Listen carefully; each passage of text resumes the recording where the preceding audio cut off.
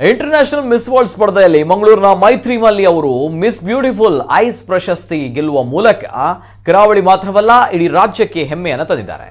ಇದು ಕರ್ನಾಟಕ ರಾಜ್ಯ ಗೆದ್ದಂತಹ ಏಕೈಕ ಪ್ರಶಸ್ತಿಯಾಗಿದೆ. ಹೊಸದಿಲ್ಲಿಯ ಲೀಲಾ ಪ್ಯಾಲೇಸ್ನಲ್ಲಿ ಜುಲೈ 12ರಂದು ಗ್ಲಾಮರ್ ಗುರ್ಗಾಂವ್ ಆಯೋಜಿಸಿದಂತಹ ಸ್ಪರ್ಧೆಯಲ್ಲಿ ದುಬೈ, ಆಸ್ಟ್ರೇಲಿಯಾ, ಲಂಡನ್, ಯುಎಸ್ ಮುಂತಾದ ಅನೇಕ ದೇಶಗಳ ಸ್ಪರ್ಧಿಗಳು ಇದರಲ್ಲಿ ಭಾಗವಹಿಸಿದರು. ಮೈತ್ರಿ ಅವರ ವಿಭಾಗದಲ್ಲಿ 200ಕ್ಕೂ ಹೆಚ್ಚು ಸ್ಪರ್ಧಿಗಳಿದ್ದು, ಮೈತ್ರಿ ಮಲ್ಲಿ ಅವರು ದಿವಂಗತ ಬನ್ನಂಪಳ್ಳಿ ಮಧುಕಮಲ್ಲಿ ಮತ್ತು ಅಂಜಾರಬೀಡು ವಿಜಯಲಕ್ಷ್ಮಿ ಎಂ ಮಲ್ಲಿ ಅವರ ಪುತ್ರಿ ಹಾಗೂ ಫಿಟ್ನೆಸ್ ಮಾಸ್ಟರ್ ವಿಕಾಸ್ ಮನೋಹರ್ ಅವರ ಪತ್ನಿ ಮೋಹಿತ್ ಮಲ್ಲಿ ಅವರ ಸಹೋದರಿ. MBA ಇಂಜಿನಿಯರಿಂಗ್ ಪದವೀಧರೆಯಾಗಿರುವಂತಹ ಅವರು ಆಟೋಮ್ ಫಿಟ್ನೆಸ್ ಕ್ಲಬ್ನ ಮಂಗಳೂರಿನ ಸಹ ಸಂಸ್ಥಾಪಕಿಯೂ ಕೂಡ ಆಗಿದ್ದಾರೆ. ಮೈತ್ರಿ ಮಲ್ಲಿ ಅವರು ಈ ಹಿಂದೆಯೂ ಕೂಡ ಅನೇಕ ಪ್ರಶಸ್ತಿ ಗೆದ್ದಿದ್ದಾರೆ.